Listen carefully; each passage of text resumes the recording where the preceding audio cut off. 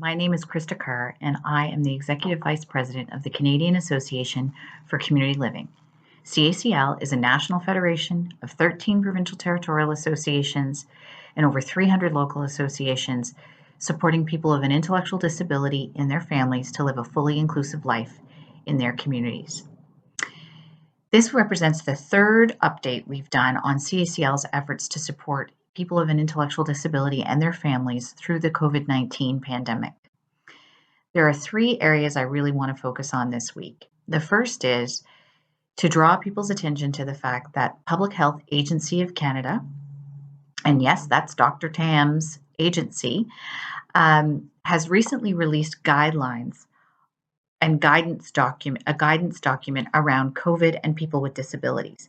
And it deals with a number of different issues, from how hospitals should be dealing with people with disabilities, essential visitors, in preventing infection, all kinds of really, really good guidance information directly from the Public Health Agency of Canada about how we should be supporting people with disabilities from a health sense through this pandemic.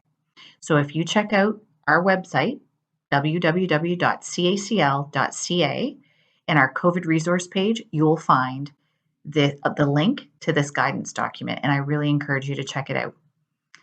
Secondly, mental health has been a huge focus through this, and people's mental health have really suffered, all Canadians, particularly those with a disability and their families. And the federal government has recently released a new resource around mental health, supporting the mental health of people with an people with disabilities and their families. And that online link can also be found on our resource page. It's a website with all kinds of mental health resources, and I would encourage you to also check that out. It's difficult to get to appointments with clinicians and that type of thing at this time because of COVID, and I would really encourage everybody to check that out.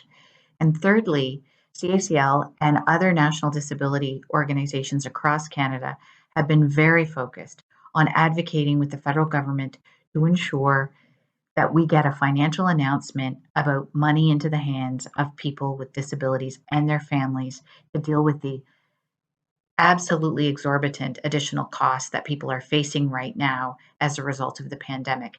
Everything from increased cost of groceries, getting people to pick things up for you, support work, and medications, a variety of different things, extra mental health supports, for example. There are many, many, many additional costs that families and individuals with disabilities are facing, and we're pushing really hard with the federal government to get an announcement about additional financial support for people with disabilities and their families at this time. And I would encourage everybody to go to www.includeme.ca website, and you will find ways that you can support this effort by writing letters to the federal government. And I would also encourage you to be pushing your provincial and territorial governments, as well as our provincial members, associations for community living across the country are doing, to advocate that the provincial government step up and help people with disabilities and their families at this time from a financial standpoint.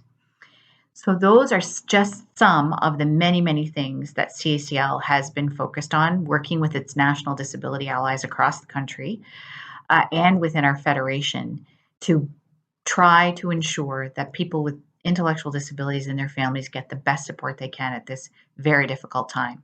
Stay tuned for next Friday's update, where we'll have more information for you on this pandemic and our efforts. In the meantime, stay well, stay safe.